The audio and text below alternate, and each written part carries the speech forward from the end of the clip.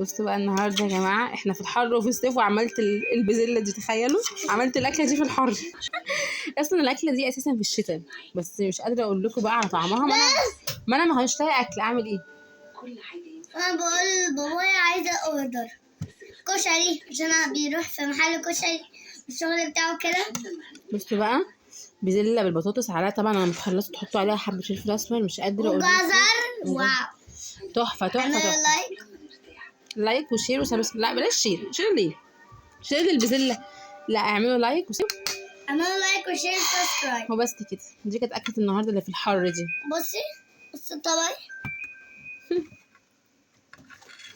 انا كمان زي ما انتوا شايفين كده بازيلا. بص الطبق ايه طبعا. بص طبق ماما.